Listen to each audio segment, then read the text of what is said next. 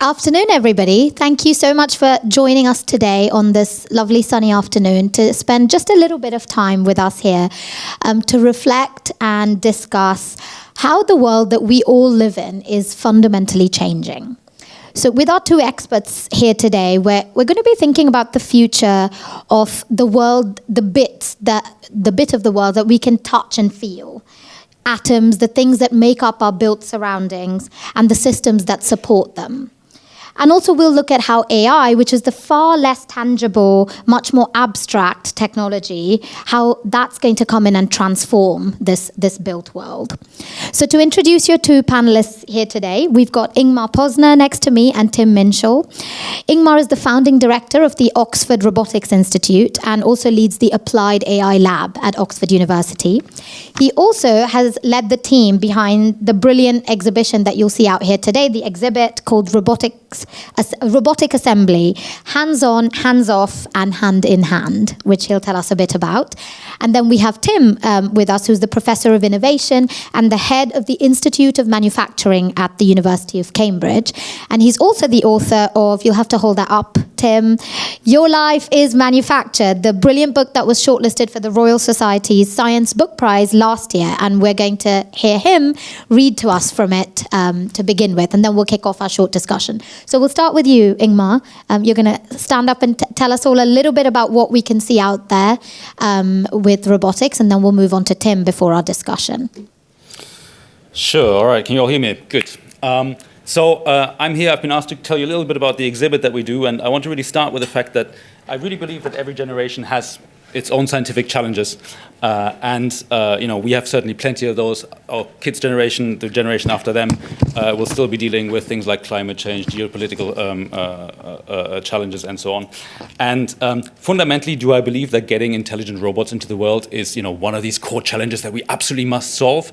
No, it's not on the same level. But I tell you what, I think there's a whole lot of opportunity in being able to generate the technology and create the technology, because it will help us deal with some of the actual challenges that we face on many, many different levels. Okay, so many of you will have seen videos like this. And typically, they look super impressive. And what you see here is really like the science that enables some very, very extraordinary feats that robots can conduct. But typically, we see here an increase or an extension in capability of what robots are able to do. A different question is what actually creates value. And value really is doing the thing not once, but doing it many, many, many, many, many times and succeeding every single time. And there's a significant gap still between how we do the science and what we do with it, and then what we're able to achieve robustly and reliably. And so it turns out that actually some of the things that we believe should really be very easy, because we've just seen the videos before and we go, robots are here, it's done, right? They should be about to walk into our living rooms and do their thing. Turns out it's not so. Turns out some of the things that we perceive as very, very simple are really, really hard. And so one of the frontier domains in robotics is actually manipulation. Get this, we've managed to put people on the moon almost twice, and we still haven't got a robot that can dexterously manipulate anything. Okay, and so the question is, why is that? And there's a whole bunch of reasons for this. It's not just one problem that we have. A couple of reasons for that are, and you can see that up in the exhibit. A couple of reasons for that are AI is still very, very bad in a general sense when it's trying to come up with a long-term plan.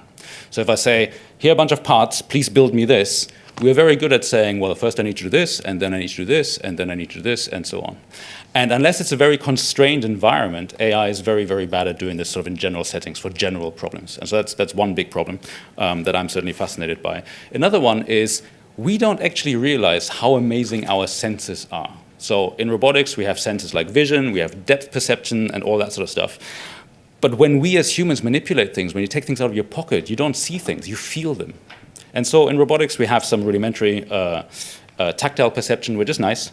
But we don't have anything like the sort of large area, high density tactile perception that we use every day when we perform these manipulation tasks. And it's something as simple as opening a laptop. You kind of slide your thumb along until you hit the groove, and then you open it. But of course, when your thumb's over it, you can't see the groove, right? So you kind of have all this tactile perception that you use for that. And those are just two of the challenges. So upstairs, we have an exhibit that really talks about the kind of stuff that we're bringing this technology into, which is really geared towards small batch manufacturing. Small batch scratch because things change all the time. We can't just build 1 million cars. We have to build 10,000 widgets, and then tomorrow we have to build 10,000 other widgets. Things like recycling, circular economy, very, very important in terms of creating value. Social care, healthcare, and I could go on in terms of technologies that this sort of capability will unlock, or application spaces that will unlock. It's also super exciting because typically in manipulation, all of AI comes together, right? The challenges around sensing, around how we perceive, our machines perceive the world, how they reason about the world, how they plan, and fundamentally how they generate action.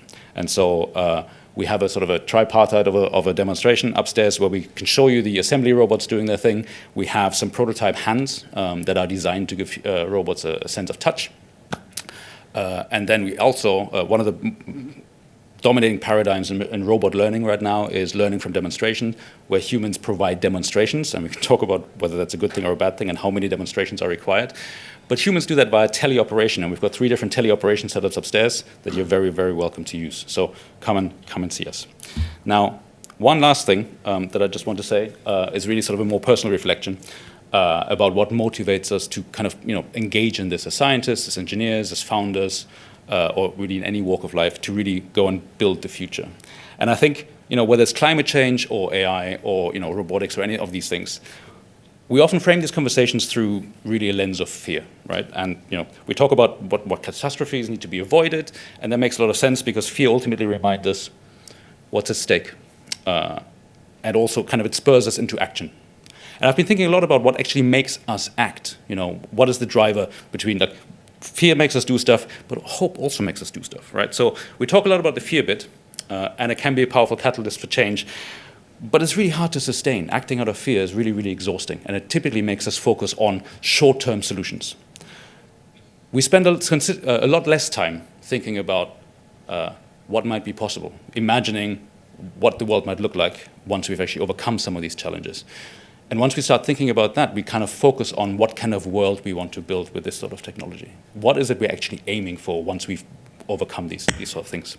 And so I actually think we need to have a lot more conversations around what kind of world we want to build with this technology and with other technologies, and what kind of world we want to be living in, and how valuable and how great that is going to be, and significantly less time around, what are the short-term solutions we need to take in order to avoid all the bad things that could possibly happen. All right. Thanks very much. We'll bring Tim on now, if you want to come back and sit down, Ingmar. And Tim will read to us from his book. Thank you very much.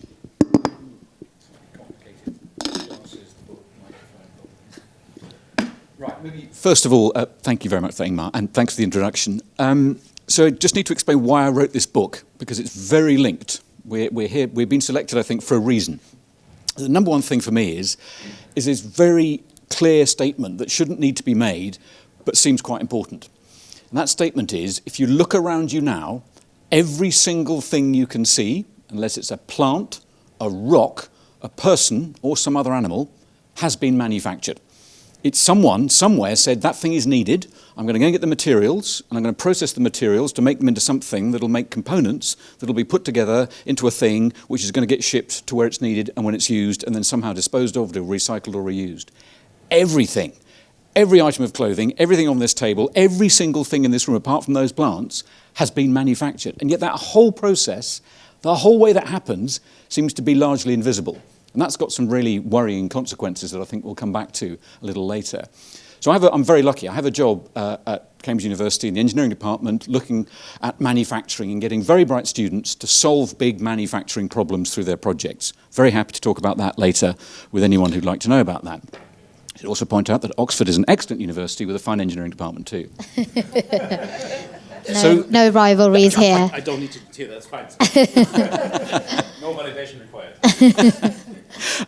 So I'm just going to read 2 very short bits from this book. One is how this idea of automation, so it's not necessarily just robotics, it's machines doing something. And when I needed to know about this, I thought, frankly, I didn't have a clue. So I tried to find out. And so this bit of the book is called Automation is Not Just About Robots. So start off, blah, blah, blah. And I thought, right, here we go. I was scratching my head, working out where to start, when, with excellent timing, I saw a talk advertised that was entitled, Should We Automate? I reckoned that if the speaker, my colleague Duncan, was going to try and to answer that question, he'd first have to explain what automation was. So if I look back at my notes from that evening in my battered little notebook, there were 2 points that I think are quite important. One, all manufacturing processes, the making of anything, loops through 4 steps. Decide, act, operate, sense. I'm going to chop this bit of wood. I'm going to go and get a choppy thing. I'm going to do the chopping, and then I'm going to feel to check it's in the right place and done the right thing afterwards. Any or all of those things can be done by humans or automated by using some form of machine. And the second point is, just because we can automate something doesn't mean that we should, back to your point. So I could go blah, blah on a bit more about things we saw there and how you sense, act, do, all those good things. But I just want to read one other brief bit, which was to say, taking it away from sort of understanding the individual process of automation and how a machine does a thing, and the most mind-blowing experience I had was going to China to visit a brand new factory that was 8 kilometers square, still very, very shiny, very nice, that had been produced by the brand was Zeekr, so it's part of the Geely group. And I'll just talk you through very briefly my impressions there, if that's okay. Yeah. So, blah, blah, blah, blah. Right, I walked into the cool, sleek atrium at the center of Zeekr's huge new electric vehicle production site in Ningbo. Dead ahead on a raised platform was just one car, a bright orange Model 001. We waited politely as giant screens behind the car played a promotional video to a thumping techno soundtrack while slowly sliding to reveal another space. There, samples of components, materials, and paintwork were on display. This is all beautifully presented and all very shiny, just as you might see in any modern car showroom. But over to the left was something I found much more interesting and which explained the reason for our visit. It was another giant screen, but this one was displaying images and live data from activities across the massive production site. This was possible at the factory because it had its own dedicated private 5G network.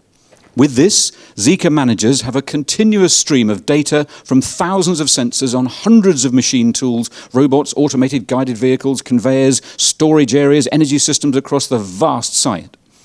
These sensors cover the entire manufacturing process, from the casting and machining of major structural components through the assembly of the 15,000 or so individual mechanical and electronic components, and finally to the embedding of the millions of lines of code, of software code, needed to bring the car to life. With all this data and high-speed analysis, managers can almost instantly spot glitches in the smooth operation, like a malfunctioning robot, and quickly reroute activities while the glitch is dealt with. Even better, they can spot problems, thanks to AI, before they get too serious and do preemptive maintenance on the problematic machines. I could go on there. There's lots of benefits to that. But I just wanted to give that flavour of the automation bit, the human-machine thing, and then what it looks like in a very modern, very, very IT-enabled modern factory. I hope that's helpful. Brilliant. Thank you so much for setting that scene for us, Tim. I want to maybe jump off with something you said about from earlier in your reading, which is we should only, do we need to automate something just because we can, right? And to consider that question. And so I would love if you could, kick us off by just talking about why, where is automation really necessary? Where does it improve things? Can you give us an example from your travels or your book and why do you think we actually need it? How is it going to improve the way that, things are done and manufactured in this world? It's a great and huge question, and maybe a couple of different ways of answering it, and then I'll hand over Ingmar for the man who knows the robots, and so much more. It would be maybe to take a national perspective. So I used to live in Japan, and if you've seen the demographics of Japan, massively aging population, very low birth rate, there are not enough people to do the jobs that need doing. So there's a simple and compelling argument for automation. If there are not enough people, these things need doing. Similar situation is going to be happening in China in not that many years.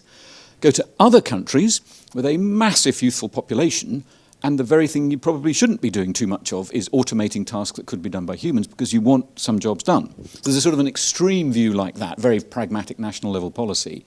But then you get down to the tasks, which I think was what you were hinting at there as well. So some things, if they are dirty, dangerous, difficult, and not in an exciting way, why would you take all the brilliance of human beings and force them to do something that is demeaning, is dangerous. It's just, why would we do that to humans? It's just not a good thing. Did you come across any great examples of where automation really changed the nature of what people had been forced to do, but made it much easier in your travels? Yeah, lots of examples. I mean, one, my personal bugbear at the moment is huge effort being put onto the sustainability, decarbonising the aerospace industry. Very important, we should do that.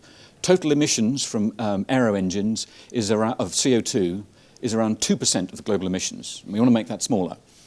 Global emissions from the production of cement is 8 to 9%. So, 4+ times as much. And so seeing how automation has been used to dramatically improve what was a very extremely hot, very, very, very difficult environment to work in, machines can do amazing things there. So that's one example. I've got loads more if needed. Okay. Now I'll come to Ingmar now. I'm curious, Ingmar, what you touched on this in your opening. We've had huge strides in AI in the software over the last decade or so, far more intelligent, moving from something very deterministic, which is how robots had been traditionally programmed to sort of, if this, then that, to something far more probabilistic, far more sort of able to respond to sensory or language stimuli, for example. But it's been very hard to sort of convert that into the physical world, to go from knowing what to do to actually doing it well, right? Why has it been so hard to get robots to be much more adaptable and useful in the real world to do the things that we need?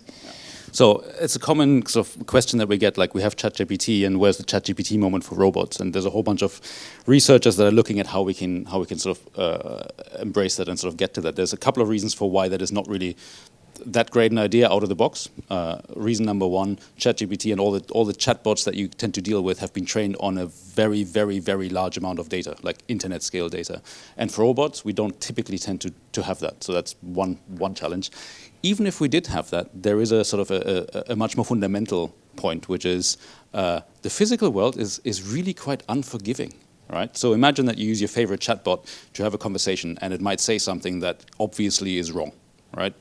You kind of go back and you go, well, that isn't quite right, we need to check this, and so on, which is great. But if you get a system like this coming up with recipes for a robot to act, and it gets it wrong, and that rolls out in the physical world, really bad things can happen. Right? So there are physical consequences that get attached to this. So there are questions around how reliable these things are, there are questions about how trustworthy these things are, there are questions about how safety critical applications can be enabled with this sort of technology, and all of these are super awesome, really interesting questions that actually go right back to the foundations of how we develop AI, and whether actually, large language models having been very, very useful, and machine learning as it has been used for the past and developed for the past many decades, very, very useful.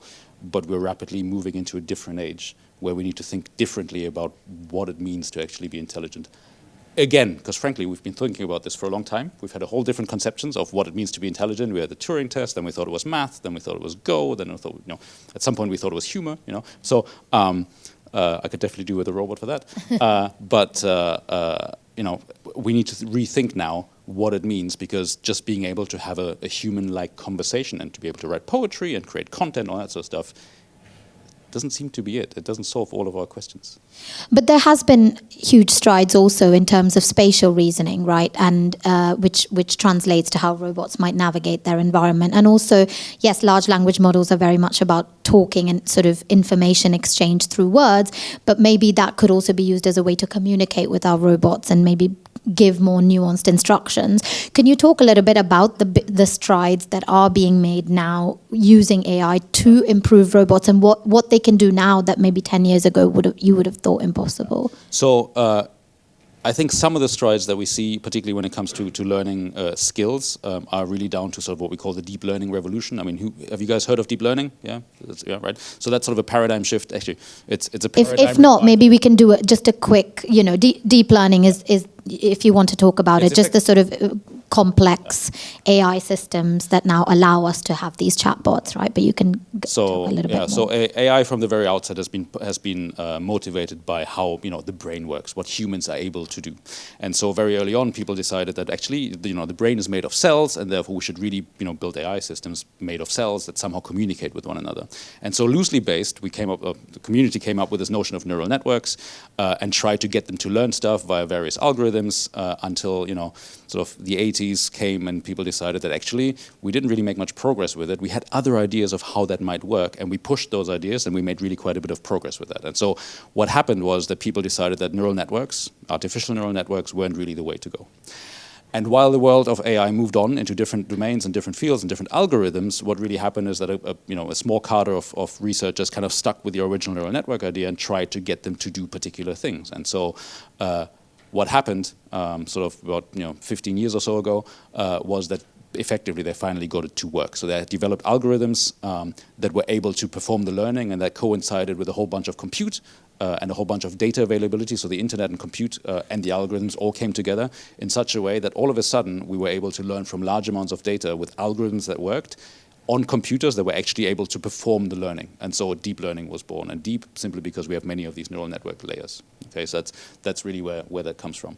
And so in terms of with robots. With robots. So when it comes to robots, there's been a lot of progress when it comes to what we call reinforcement learning, which effectively is a fancy word for learning by trial and error. Okay, and so robots can sort of learn by trial and error how to perform difficult tasks in the real world that we don't know how to program them to do.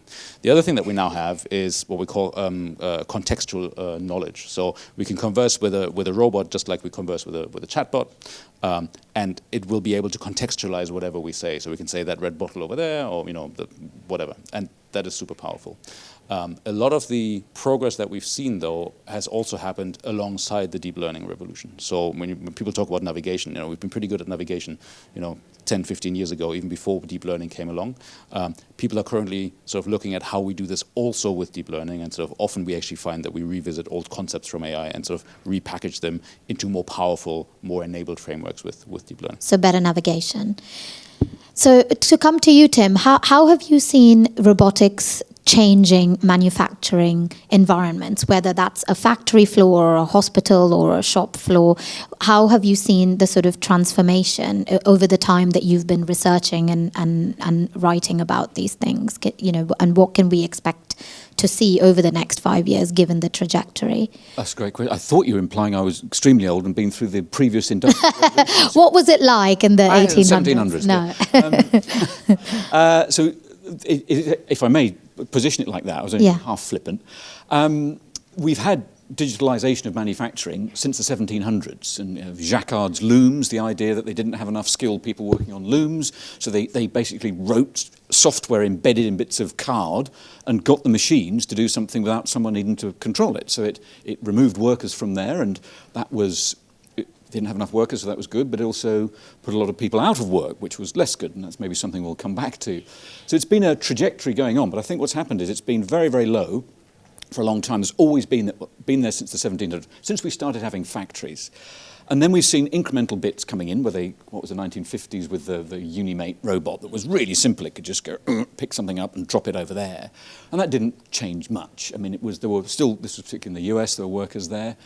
And then Japan did an extraordinary thing by realizing that their country was going to not have enough people. So they really lent into particularly robotics and said, this is something we're going to need and we're going to be really good at. So one quick answer to the question is it stimulated a whole new industry in manufacturing. So the need for robots in manufacturing stimulated the need to make robots. And that's been a very interesting journey as well. But now you see it happening almost everywhere. But it's not just about the robots with the wrists and the shoulders and the classic thing that does this. You go in a modern factory now and there's, I don't know how many dozen different types of a thing you could call automation or robotics. A conveyor, a thing that's nudging things in different directions. With your additional background in Amazon, the amount of automation in a warehouse is phenomenal. None of it, very little of it, looks like a traditional robot trying to pick things up, I guess. Is that fair? Well, so Ingmar works as a scholar also for Amazon part of the time, and that they are kind of one of the leaders in humanoids, which is a whole other type of robot. Although most of those are in China, right? And you now have Elon Musk saying that Tesla's going to make humanoids as well. But curious about the movement towards more human-like robots and what they could bring as well. So humanoids are one possible future of what robotics looks like, and without commenting on what Amazon does or doesn't do, fundamentally we're aiming to get like robot generalists, right? We all have seen the robot vacuum cleaners. We've seen the robots that kind of pick stuff up and put things down. Fundamentally, the kind of robot that some people are asking for in their homes, not everybody, but some people are asking for in their homes, they need to be generalists, right? They need to be able to climb up the stairs, go down the stairs, unload the dishwasher, fold your laundry, do all of that stuff. And it turns out your robot vacuum cleaner will not be able to do that. Perhaps unsurprisingly, okay? So it only took us a few years to figure that out. So fundamentally, if we want to get to a more generalist robot, where sort of fewer robots do more things, we need to deal with form factors that are sort of capable to deal with all of those things. Mm-hmm. And so we're still very good at producing very specific tools, robots that do very specific things. But the trend and the need to actually bring this to fruition and bring value is to kind of generate more generalist robots. And humanoid robots, the form function of a human, I mean, the world was designed for humans, right? So it kind of makes sense to think. At least our world, yeah. Can I just jump in on that point? Yeah. This is so interesting because that sort of push, the humanoid argument, I absolutely agree with you. You go, well, why would you do that? Humans are not particularly good at certain other activities. And we've seen this many times where companies have come to us saying, well, we're going to get some of these cobots and humanoid robots. And you just go, but why? If you want to automate that process, we'll redesign it so it's much more efficient using a whole series of technologies. Oh, great. Yeah. And it doesn't have to be a human-focused type of process. In some cases it does, though. So the counter-example was cell and gene therapy. So the world of medicine changing dramatically, and we're moving to a world of individual treatment for individual patients. Very exciting. Very highly skilled manufacturing process requiring very, very skilled people actually doing quite mundane tasks. Because it's so controlled, you need to have very, very highly skilled person doing things like moving bags of gloopy stuff around between machines. So if you want to automate that process, you just go, let's just redo the whole thing. But if you do that, you have to re-certify the entire process, which takes years. So why not get robots that can do human-like things in that environment, watched over by a human? So you get this sort of hybrid model. Which is what we're seeing in AI more broadly. It's kind of how do we work with AI systems rather than getting them to replace us. I'm curious from you. You said earlier about working through hope, right? Or imagining a future through a lens of hope rather than fear. What are you most excited about when it comes to what the robots that you're trying to build can do? What is it going to do that's going to change our lives for the better? Of course, manufacturing things more efficiently is great. It probably means things will be cheaper, and we can talk about that next. But what are you personally excited about inventing that you think will have a positive impact? These are many good questions. Yeah. Okay, so one good question. What do you want to build that's going to change? I can connect that back to our lives. What was just said about. So one example I was going to come back to is lab automation. Right, so that is going also back to a scientific lab. You mean like a wet lab or any sort of drug discovery, anything like that. So we talk about the sort of generational challenges that we have. We talk about climate change. We talk about vaccines. We talk about all of that stuff. And it turns out that fundamentally we need to scale humanity's capability to develop that stuff. So, for example, we have some very exciting work going on in AI for science, AI specifically for things like drug discovery or AI for material science. And this is great because we've got AI systems pumping out all of these new drug designs and all these new materials designs. But it turns out when you want to test that stuff, somebody has got to make it. Mm-hmm. Okay, and we don't have anything near like the capacity to deal with that. So there's a lot of talk right now about sort of automating the laboratory process in order to be able to synthesize the stuff so we can actually test it in the real world. And so I think that's a very worthwhile automation goal. Now the funny thing is what you mentioned is exactly right. So we tend to characterize this in greenfield and brownfield sites. So if you are the world's biggest drug manufacturer and you go, actually we need an automated lab to do this stuff, they can go and they can build you a new lab. And that's fine. And that will be optimized for automation. No humanoids required necessarily, right? But if you have a brownfield site, you are like a middling drug developer or drug manufacturer, all your lab space is already built, you can't afford to build a new lab, you somehow need to automate what is there. And at that point, you live in a world that has been created for humans, for human scientists, for human researchers, and so on. And we somehow need to be able to do that. And you can do that with a few machines that have broad capability, or you can do that with many more machines that are much more specialized. Mm-hmm. And so that is sort of a big deal. And I think in terms of automation, what is required and what should be automated, that is definitely one of them. There's a whole different world about what I'm excited to invent, but we can talk about that as well. And we can maybe come to that in questions. But I'll go to Tim on your specialism of building stuff all around the world. How can we see, at this end of where we sit as consumers, what will we see change as we see much more specialized automation, robots doing the things that are currently being done by humans? What will change in terms of what we're going to consume or be able to buy or use in our daily lives? Great question. 3 quick answers. One is that the whole manufacturing thing is that there's a making bit, there's a moving bit and a consuming bit. All of that is going to become much, much more integrated, and it's already incredibly fast how that works. I think we're going to see more reliable systems for doing that. 'Cause you might recall the Suez Canal a few years ago. One ship blocked that. 10% of global trade stopped for 6 days because we couldn't make this global system work. We're going to see less. I'd like to believe we'd see less of that. The other one is around healthcare. So more resilience in that supply network. Absolutely. I think more sustainability, because we can use these technologies to make things more efficient. We'll have a more sustainable world, and I think a more personalised one. That example of cell and gene therapy for treating certain cancers is an extreme early use case of something that's going to be more widely seen, I think, which is we change the way we interact with products. It's not, and a very quick example from healthcare. At the moment, typically you have people who look at hospitals and go, let's make hospitals better. And that's very important.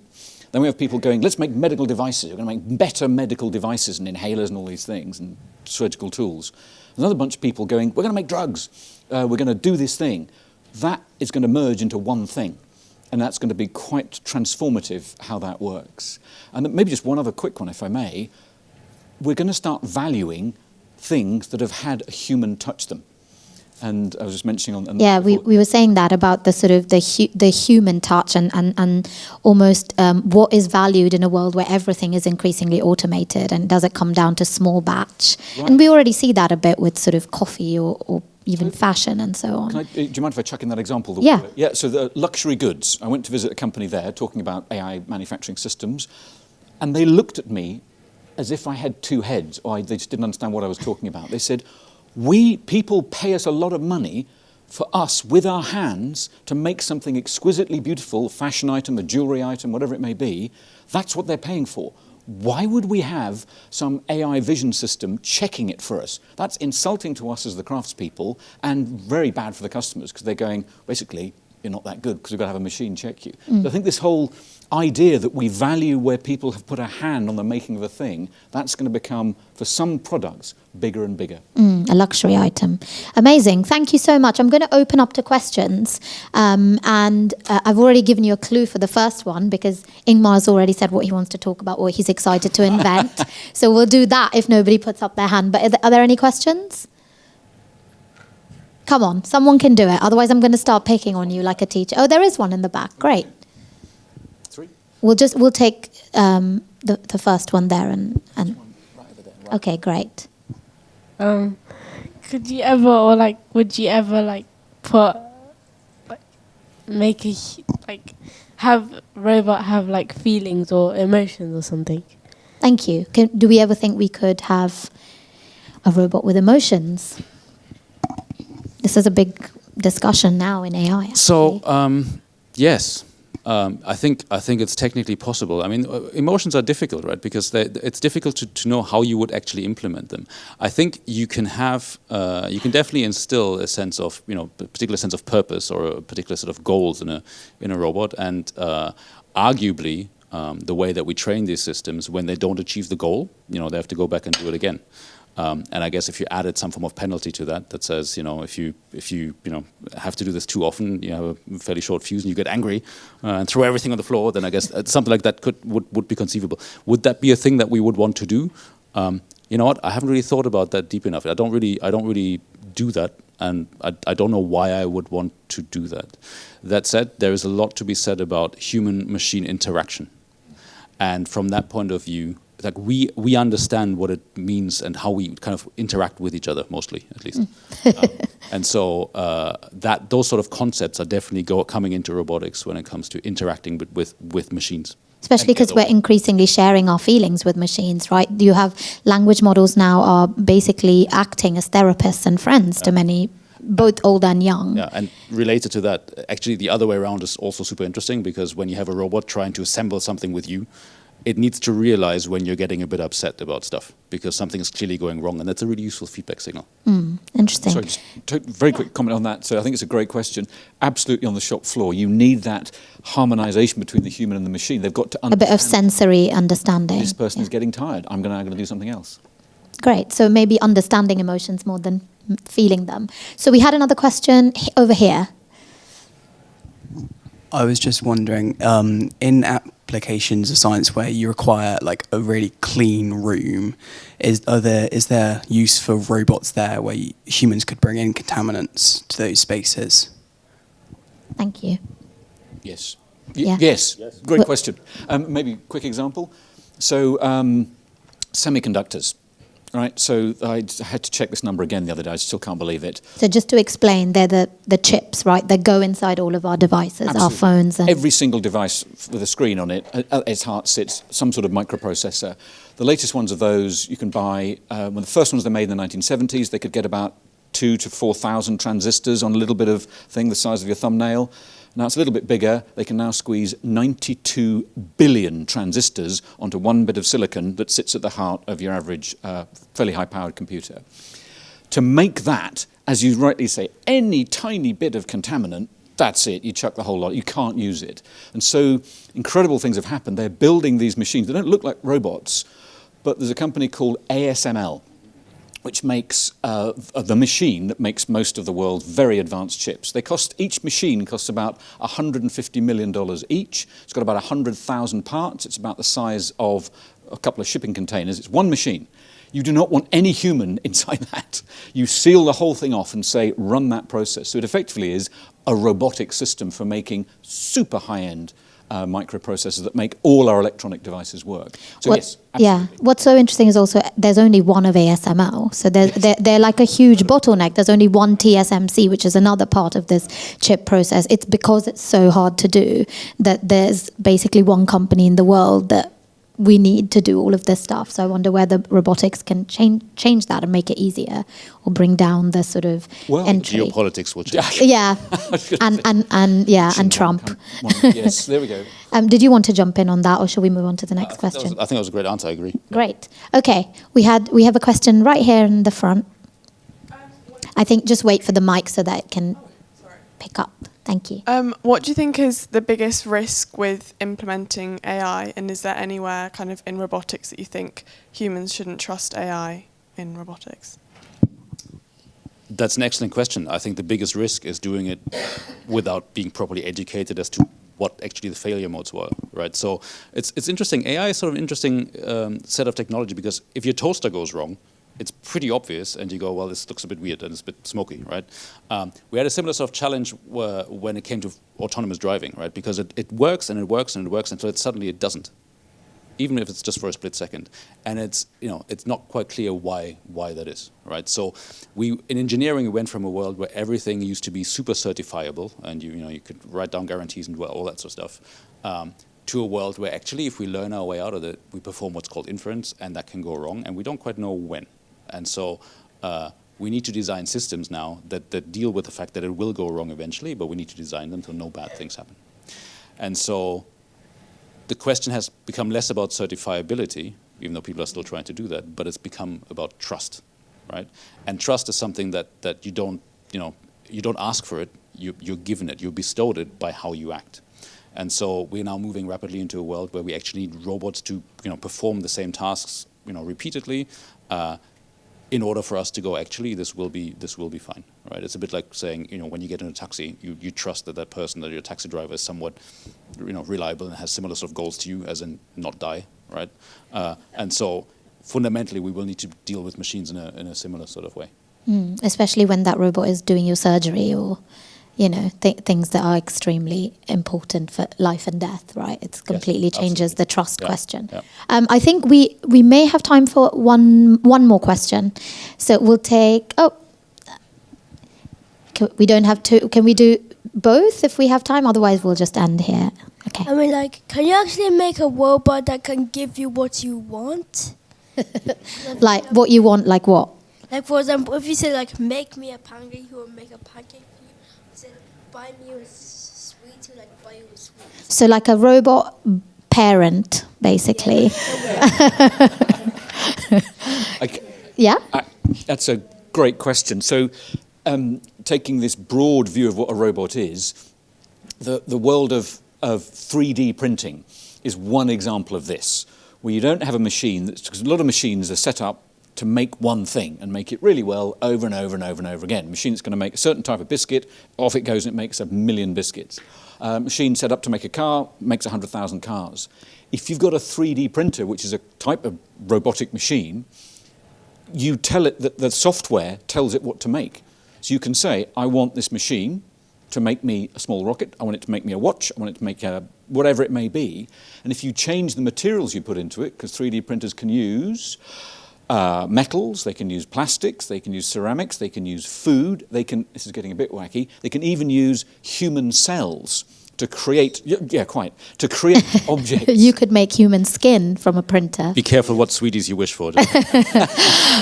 I think we're going to wrap up there. That has really expanded my mind, I will say, thinking about how robots are going to make human skin, but also chocolates and pancakes, and how it's going to change the world that we're all going to live in the next even decade. Thank you so much to the two of you for taking on all those great questions, and mine, not so great maybe, but really kind of engaging with the discussion and bringing your expertise to this. Thank you so much, and I'm sure people will find you later. Thank you all.